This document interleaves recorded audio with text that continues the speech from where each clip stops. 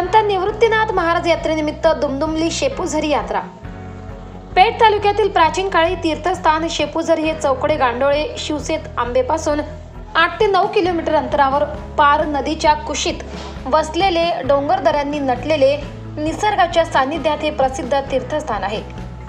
येथे महाशिवरात्री तसेच संत निवृत्ती महाराज षटतिला एकादशीच्या दिवशी हजारो भाविक पेठ, सुरगाणा, कळवण, दिंडोरी, महाराष्ट्र, गुजरात राज्यातून दर्शनासाठी येतात। या नदीपात्रात मोठी यात्रा भरते।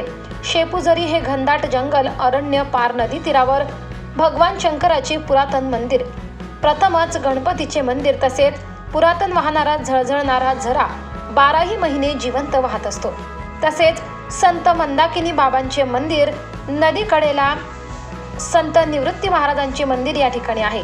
या ठिकाणी भरलेल्या यात्रेस भाविकांची गर्दी होते। 2 दिवसापासून टाळ मृदुंगाच्या गजरात दिंड्या वारकऱ्यांसह गळ्यात तुळशीमाळा, डोक्यावर वृंदावर, हाती टाळ मृदुंग, भगव्या पताका घेतलेल्या हजारो वारकऱ्यांनी शेपूझरी दुमदुमली।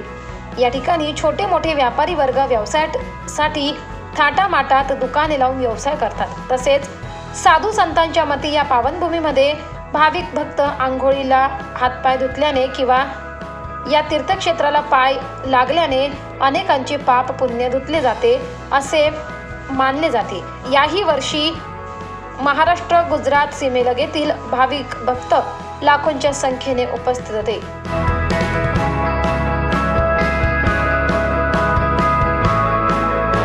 लाईव्ह महाराष्ट्र न्यूजसाठी धर्मराज चौधरी, पेठ।